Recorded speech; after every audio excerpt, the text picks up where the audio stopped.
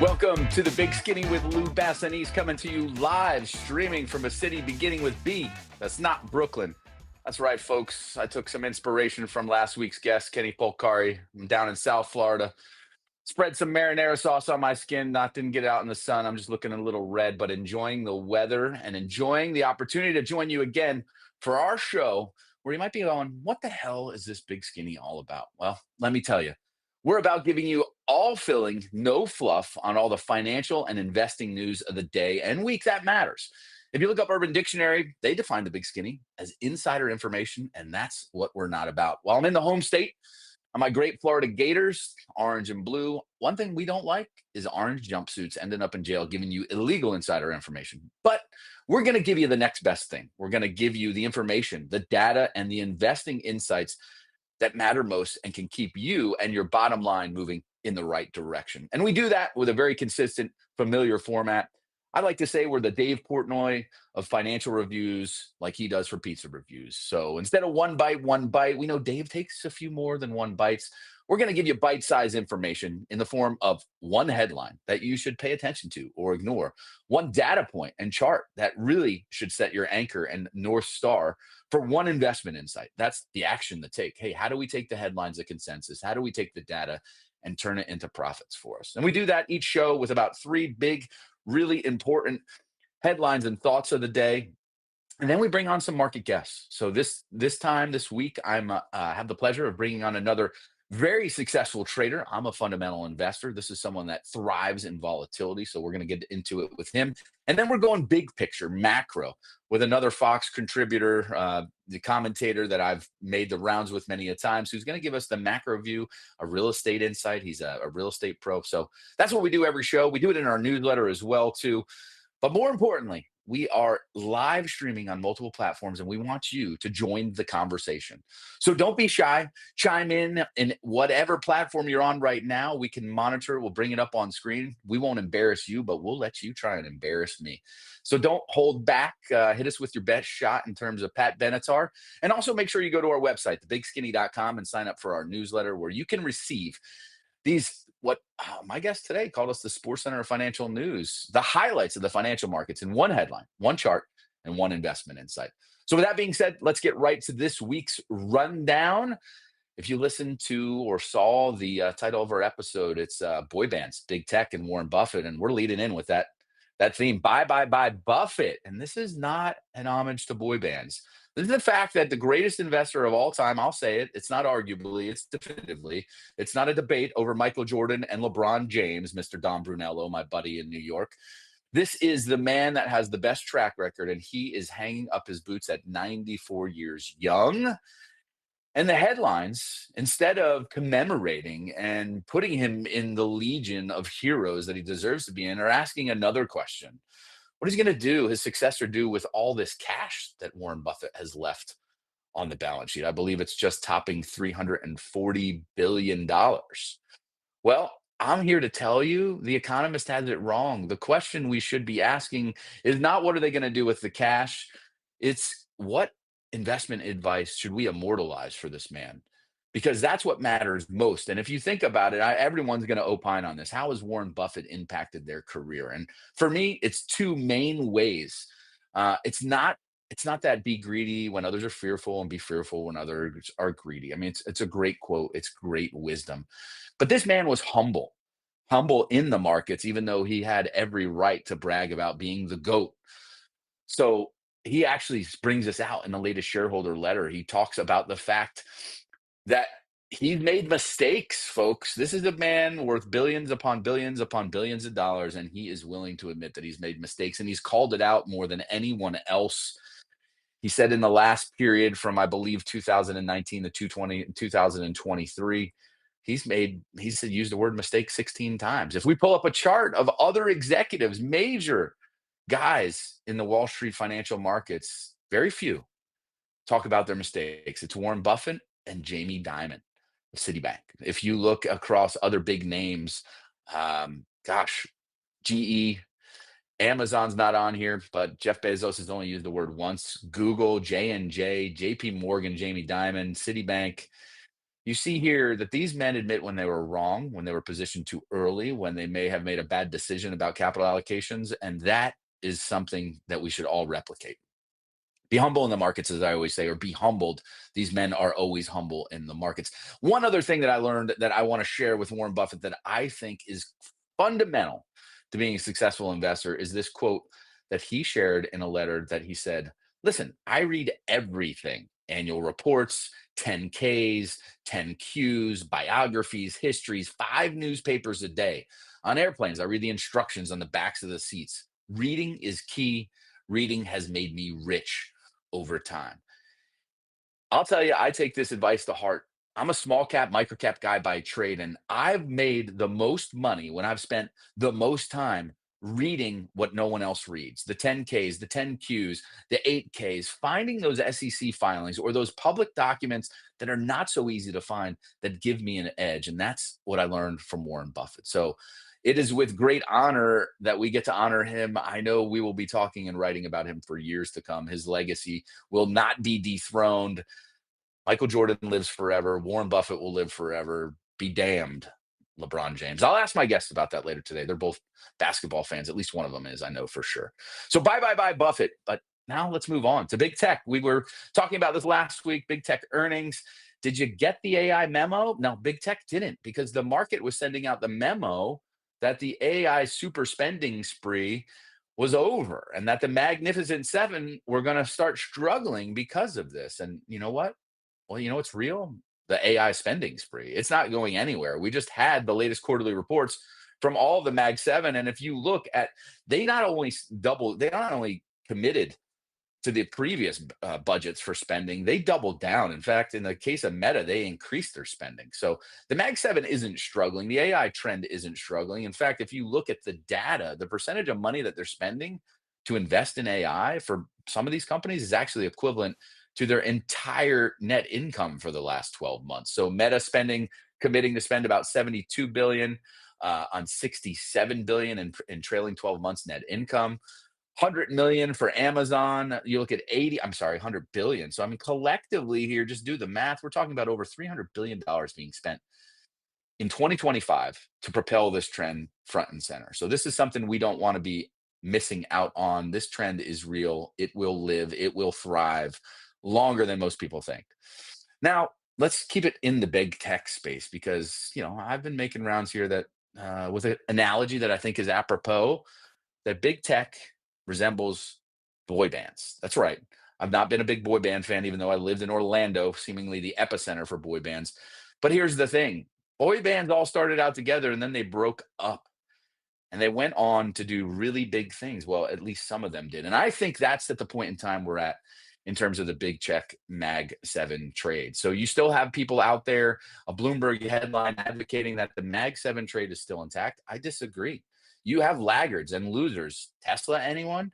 You have winners and clearly undervalued ones. Alphabet, maybe.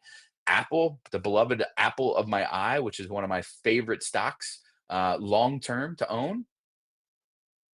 We may be having some technical difficulties, folks, but we're still betting on the Mag 7. You shouldn't be. We should be betting on Apple. I got into a big debate this week on Fox Business on the Big Money Show when I was co-hosting for an hour. And I want to share there to set the stage for what I think is the most important fact and fundamental fact about Apple.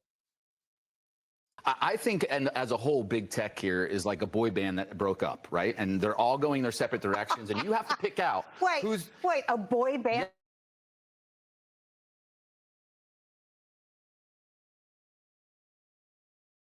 Mag 7. And Apple is Justin Timberlake from NSYNC, is the one who's going to have the best solo career forever. I've bet my own personal capital on it. To the analyst, huge hit, but Brian will argue with me on this. I don't think Apple has to innovate ever again. They just have to iterate because they have 2.5 billion installed devices. How did that work for BlackBerry? They're out because Apple kept outmaneuvering Lou, them. you got to walk back that. No. Apple never has to innovate. They don't have to. It's iterate because they have the platform that's there to serve it up. That's like the Kodak strategy. No, Kodak had great patents. They still innovated, right? And Apple obviously is innovating, but they don't have to come out with the next new big thing. Everyone else is doing it, and they just roll it out over their platform, just like Meta's done with Snap. The reason that Snap will always be in the gutter is because they have no patent protection. direction. And whenever they find out something that works, Meta And it just adopts it. copies And it. Apple can do the same thing. We've seen open source AI. We'll roll it out with Apple. All right, well, there you heard it. I think Apple doesn't, it can be done innovating. You just need a good operator in Tim Cook. And I know that sounds bold. And yeah, maybe it's a little clickbaity to say that they don't have to innovate, that they can just iterate. But I truly believe it. Look at what they've done. What are the big innovations, true innovations that they've led the way on? Virtual reality, mixed reality glasses? No, absolutely not. That was Meta to some degree, Google to another degree, and small companies like Vuzix, VUZI, who has some leading patents there. Are they innovating in wearables? No, they were a laggard there coming in, and now they're a leader. So I think it gets to the core of Apple. And here's what I've been driving home. We talked about this maybe in episode 3 or 4, and we got an update on Apple's results. And this is what is the key. When you have 2.5 billion devices roughly across the world, a user base, if you iterate just a little bit, you generate a lot more revenue. And there's no clearer example of this if you then looking at Apple's services revenue. Over the last 12 months, you see it's a behemoth, over $96 billion. That's the size and equivalent of all of Tesla's business. That's right, all of Tesla's business. And roughly all of Disney's business. We take the last quarter, this most recent calendar Q1 quarter for Apple, they reported almost $23 billion in revenue for the services segment, an increase of 11.6%. That, folks, translates into about $107 billion business per year. That is something that can keep growing the more they iterate and not innovate. And this is one of the biggest companies out there. If you look at the cash that they've returned to companies and to shareholders in terms of dividends, Apple's bought back based on the calculations here. Charlie Bielio has bought back 693 billion in stock over the last 10 years, which is greater than the market cap. Get this, of 488 companies in the S&P 500. So Apple's essentially generated so many profits that they could have bought almost the entire S&P 500 over the last 10 years. Folks, I challenge you. We talked about the greatest investor of all time, Warren Buffett. I challenge you to find an even greater stock to invest in over all time. Apple takes the crown. Tim Cook will go down as not the man who failed to succeed Steve Jobs, but the man that took the company to the first trillion, 2 trillion, 3 trillion, and beyond market cap. So don't bet against Apple. Yes, this is my weekly admonition for you to keep buying Apple. So with that being said, we're going to take a word from our sponsor. That's this week's rundown. And then we're going to take a quick break before we welcome in our first guest.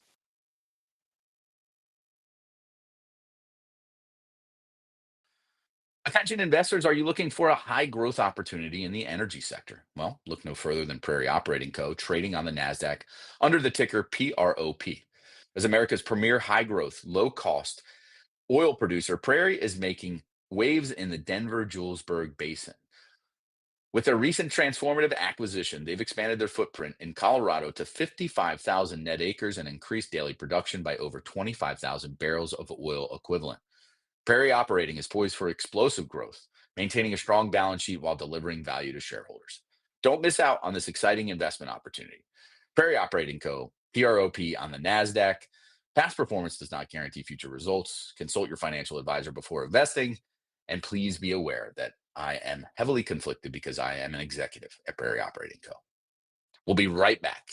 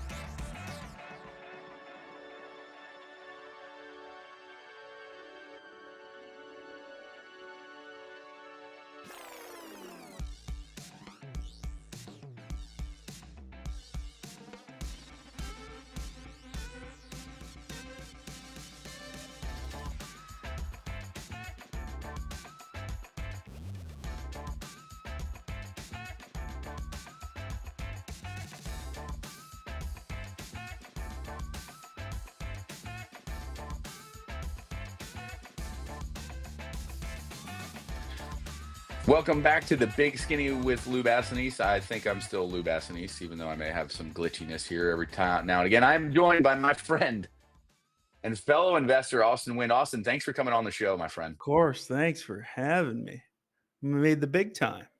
Yeah, listen, I know I made the big time having you, buddy. In fact, your comment was that we created the Sports Center highlight show of financial news. So I don't Yeah, think we I can come meant up it. with any better endorsement. Yeah, well, high praise coming from a man that has done many successful things in the markets in his career in a short span in the career. And I really want to get your take on that in this market. You come at it from a technicals and trading perspective. I'm more of a fundamentals long term investor. So, first question for you, my friend, PB Alerts, how do you handle volatility? Do you get excited when the markets get extra volatile? Oh yeah. Oh yeah. I mean, Trump trading is it's the most fun, but also harrowing experience anyone would have.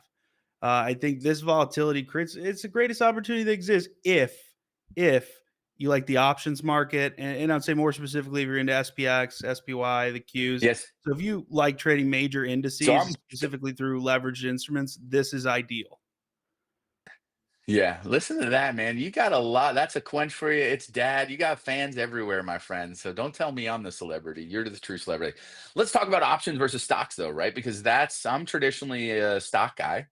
I do trade options, but I do leaps, so long term, long expiration appreciation that go out, 6+ months, maybe even a year or two. Are you doing short term options? What's your sweet spot? So I would say I'm about 70% leaps myself. I mean, that's the big win. The opportunities I look for is where can I turn 100 into 1,000, right? Now, then obviously you want to be able to scale it. Like we were talking about the Palantir trade earlier. I mean, that was unfathomable. I think it ended up running 4,000%. Like, where else can you get those kind of gains? Yeah. Well, were you in Palantir in the options on a leap at I was in $7 or the equity at stock at 7? 7 and change, and then I bought the options at the same time. Like, my strike was 15 and 20, dated for Nice. 2026.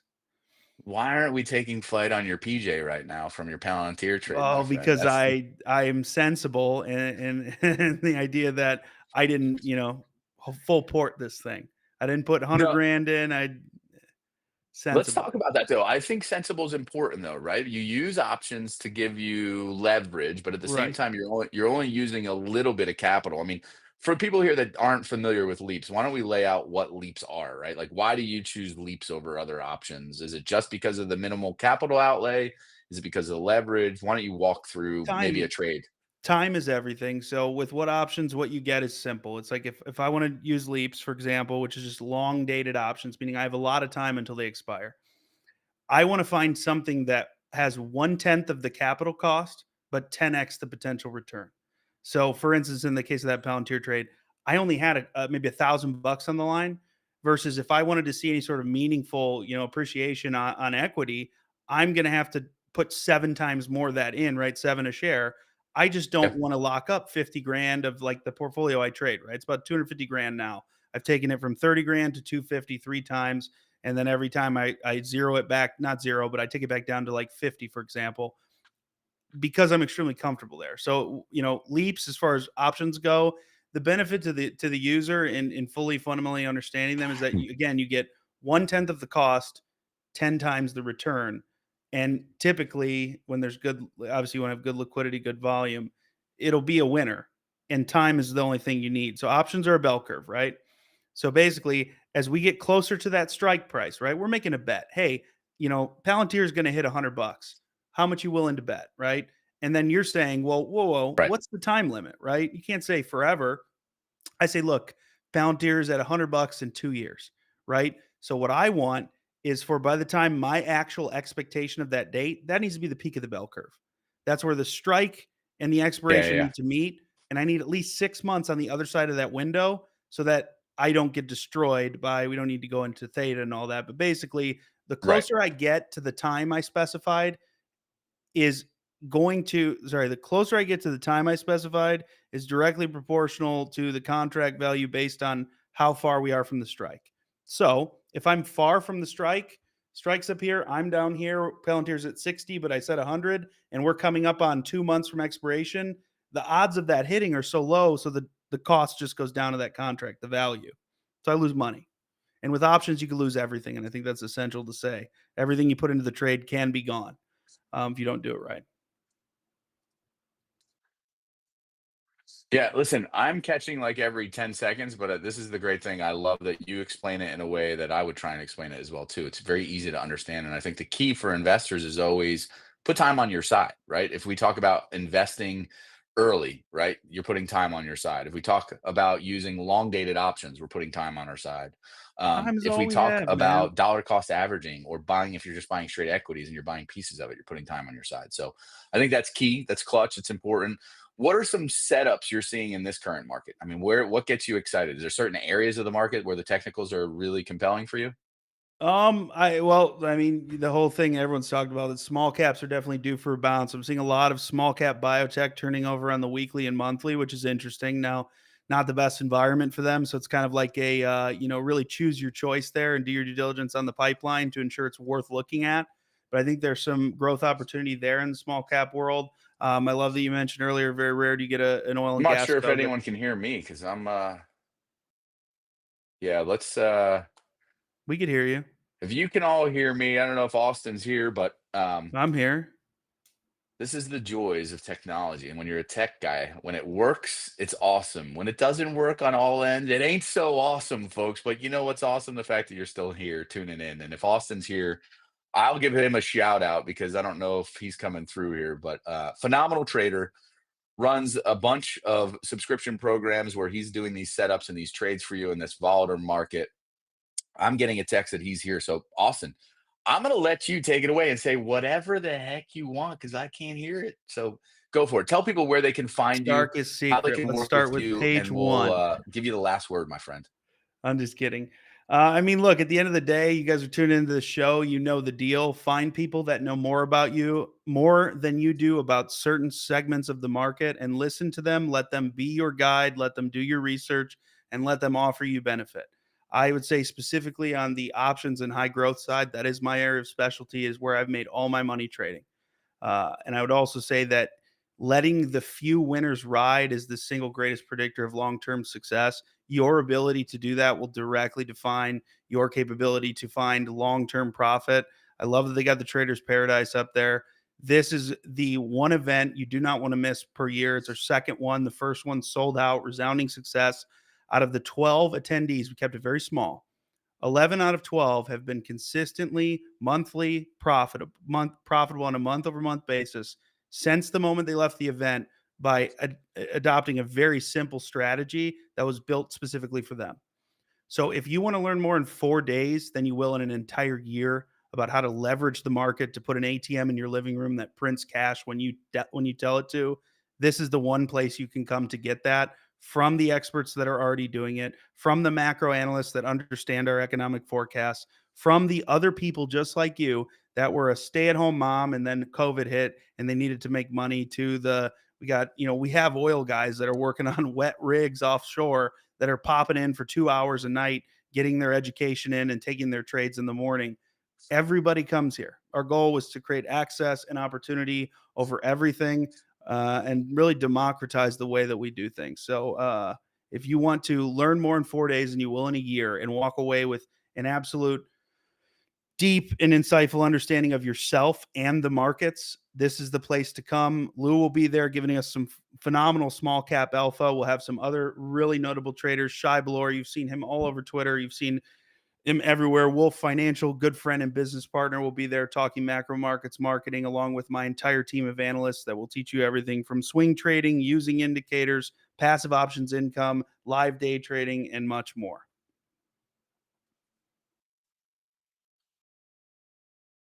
I can keep going if you want. I'm a chatty Cathy. All righty, Austin. Thank you so much for your time. We're going to a break.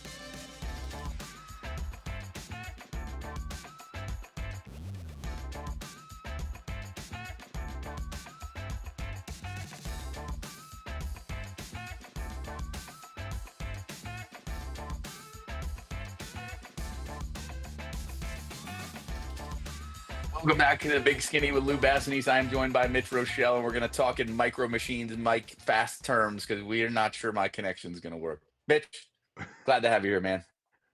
You know what? We should have just done this in the street in Palm Beach County, and we could have just yelled at each other. Yeah, we could have, man. We were not far away. I think you could have pulled your boat up. I think I'm looking out at a nice place where you could have picked me up. We could have gone for a sunset cruise, but it's In the yucky rain. weather. Yeah, it's in the rain. Yeah. No, hey, listen, we're contrarians. Hey, listen, you are a real estate expert by trade. I mean, why don't you give everyone a little bit of your background, and then more importantly, what are you seeing in the real estate market? Because I think it's interesting, particularly here, what's going on in Florida. There's definitely some changes afoot. So what are you seeing?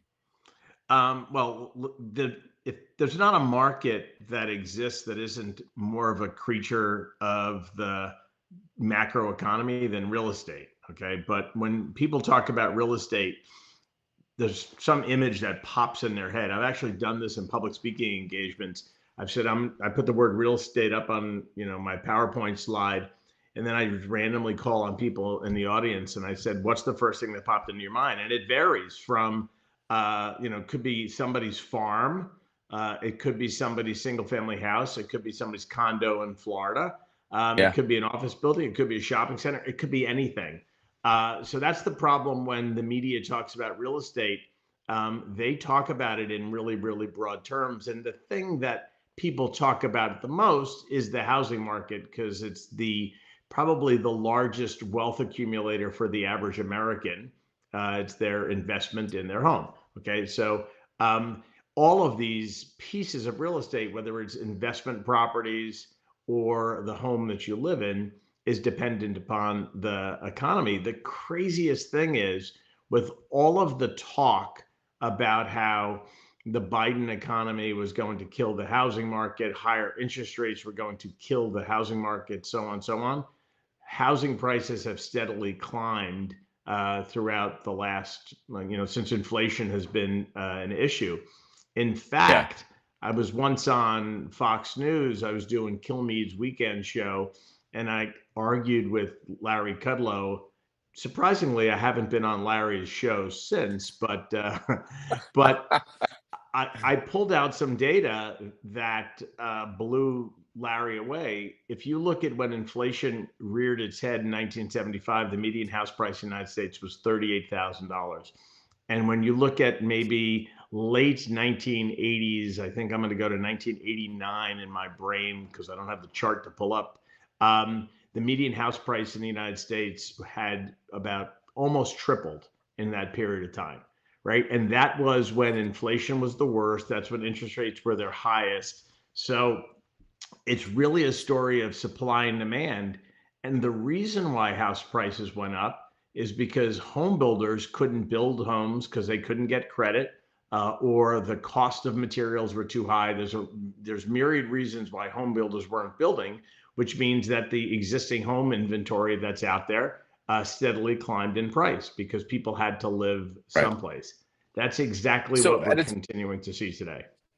And so it's still at its basis level, it's still a supply and demand issue, right? If there's not enough supply, and it doesn't matter where prices go, where interest rates go. And let's be clear, you may not have been invited back on Kudlow. I got maybe disinvited from Bartiromo.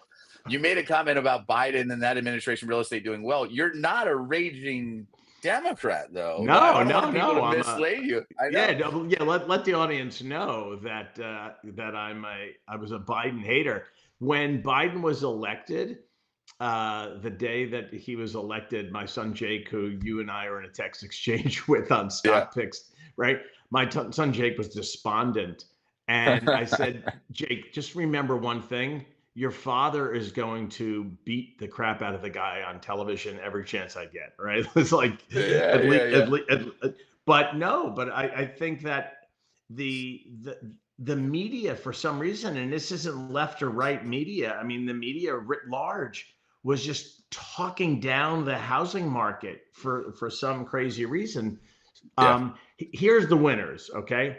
The winners, in fact, are home builders who had land with a very, very low basis and had some agility in their mindset. Winners, okay? Winners are people who had very low basis in their house and were able to sell into a booming market, and didn't have to, deploy every one of those nickels that they got into their new home. Those were the winners. The Right. losers were the Yeah. realtors. The losers are the home improvement retailers, the Lowe's, the Home Depots, even Home Goods, which is part of the TJ Maxx world, because people weren't buying as many homes. But Yeah. that's the call that I made that I was so wrong at. Because when people were stuck in their home because they couldn't buy a new one, what did they do? They spent money to fix it up, right? So Yeah, that makes sense. right, There's a resilient consumer in America too. I think this gets yeah. underestimated, right? Everyone's worrying that the consumers all of a sudden, credit card absolute balances are going up, delinquencies a little bit, they're getting stretched. But I can't remember the exact stat. I'll find it for next week, but I maybe you know it. It was basically in the all of history of tracking consumer spending, only 4 times in that period have there ever been 2 consecutive periods of decline in consumer spending. So basically, like, we find a way to keep spending and buying no matter what, which translates into real estate. Well, listen, I'll say two things. One is I'll go back to trashing Biden. That administration told a generation of Americans, if you borrow money, you don't have to repay it. Don't worry about it. The government will take care of it. Yeah. Okay. Not good message to people who were loading up credit card debt. The other thing is our government, and this is agnostic to administrations because they're all doing it, keeps loading up debt, right? We're a third world country, 125% of GDP, for sovereign debt. So we have a country that doesn't think twice about loading up a credit card bill and looks at a 25.5% interest rate or whatever the hell it is and just kind of laughs at it and says, whatever, I'll just keep making the minimum payments and this will go away sometime. So we Yeah. have a debtor nation, a resilient consumer, but I would say a not necessarily fiscally sound consumer, but that's what drives our economy, right? Listen, the only fix is to get interest rates Yeah. No, down listen, I really, mean, really we've all low. been there. Yeah. Yeah, we've all been there, right? Like, you find ways. Americans are innovative and dynamic. When you have spending and desires, you find ways to fund it. And you get on a precipice sometimes. We get a financial crisis where people get over levered, but in the end, there's always ways to keep maintaining a level of spending. Um, I do want to be clear too, right? It doesn't matter what political party you fall in. As investors, we have to find ways to profit in any type of administration, and that just moves us around the market sometimes into different focuses or different niches. So, all that to say, with the change in administration now, how has that changed any opportunities you've seen in the market as a whole and real estate specifically? Like, where are you looking besides the text thread I have with you and your son Yeah. and these microcap AI stocks? Yeah. I don't, I'm not you and I are alike, right? We're buy and hold type people. So I will once again miss every 20% sell off because for whatever reason, I can sit on a pile of cash and completely ignore a 20% sell off. I do think that, and I said this on Scott Sheldy's show earlier today, to throw Scotty a shout out. There's only two ways throughout human history that wealth has been accumulated on the planet. Okay. One of those ways, if you go back to biblical times, was precious metals. And that basket of Right. investable assets for precious metals, it contains anything that's a trading asset today, right? Stuff with QSIP numbers, currencies, you name it, stocks, bonds, whatever. Okay. That basket still exists and it's a way of accumulating wealth. The other way that wealth has been accumulated throughout history is real estate. And so Yeah. real estate is not dynamic by any stretch of the imagination, but as a store of wealth, okay, you'll notice two things happen in times of uncertainty. One is you got the run up in gold. Why? Because of the flight to quality. Okay. The flight to quality is also impacting the treasury curve as people sort of rotate out of stocks and dump money in bonds.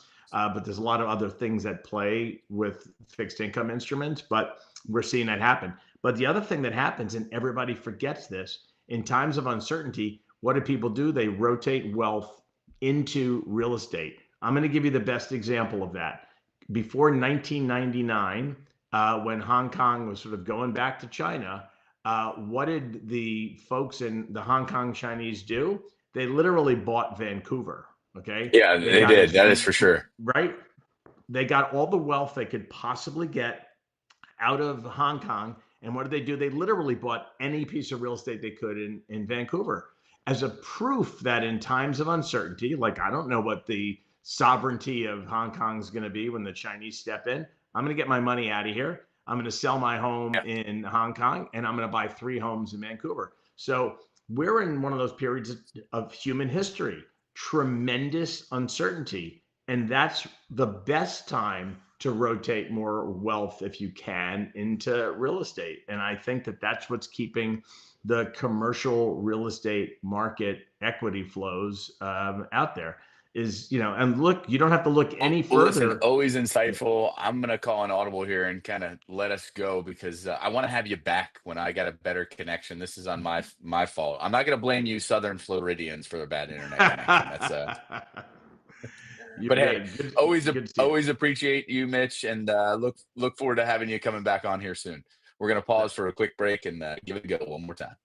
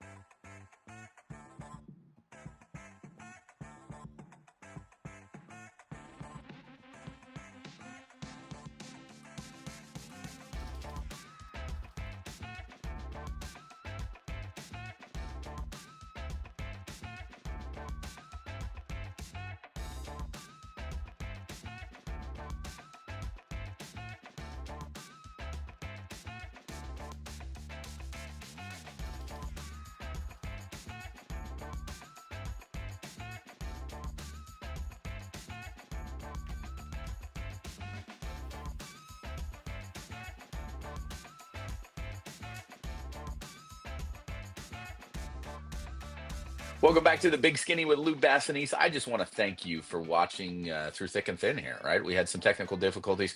Here's the one thing I can tell you. We're not going away. We're not going anywhere.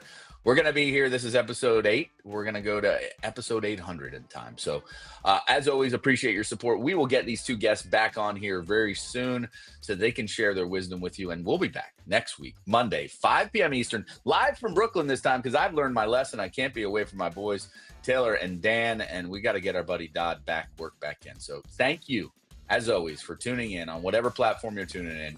We will see you on the Big Skinny Show next Monday, 5 p.m. Eastern. See you then.